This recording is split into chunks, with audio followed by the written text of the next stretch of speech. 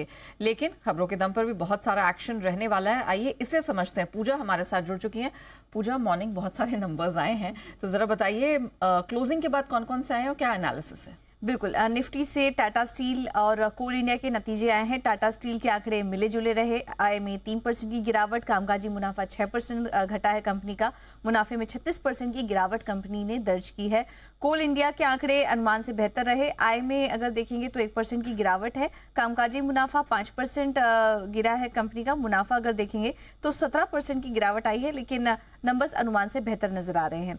अब आते हैं वायदा बाजार पर, तो पेट्रोनेट एलएनजी यहाँ पर नंबर्स अनुमान से बेहतर नजर आ रहे हैं।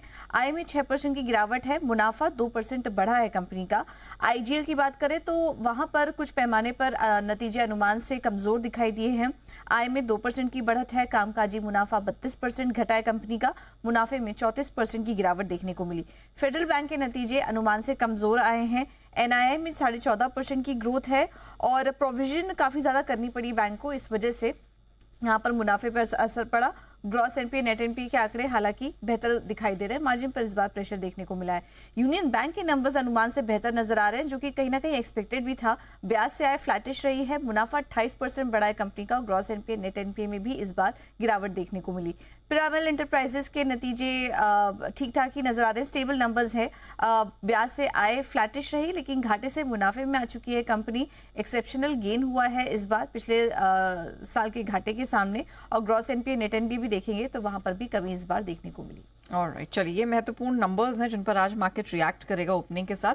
लेकिन पूजा, अब ये भी बताइए कौन कौन सी खबरें हैं जहां पर फोकस करना और कौन से नंबर्स और आएंगे आज? जी, आज इंपॉर्टेंट ट्रिगर्स में निफ्टी से बजाज ऑटो और सिप्ला अपने नतीजे घोषित करेगी, और इसके अलावा वायदा बाजार से BHEL, Bosch, Exide Industries, M&M finance, SBI cards जैसी कंपनियों के नतीजे आएंगे आज।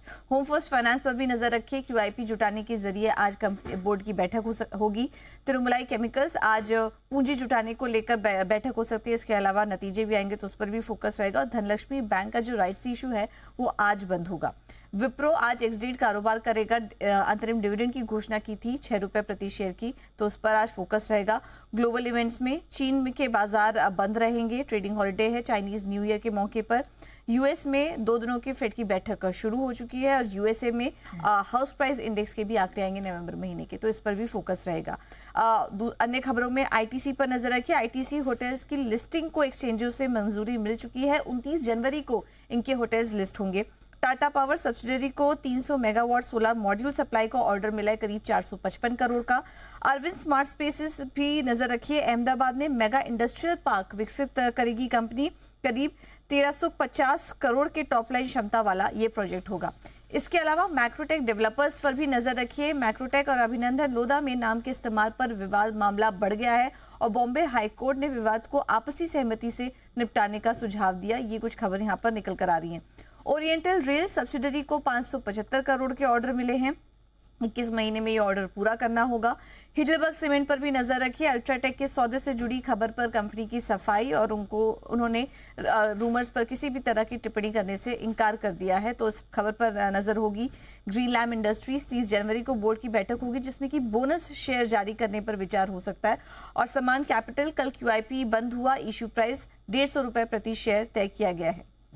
ऑलराइट, चलिए पूजा, थैंक यू सो मच वो पूरी डिटेल्स दर्शकों के सामने रखने के लिए। आइए मार्केट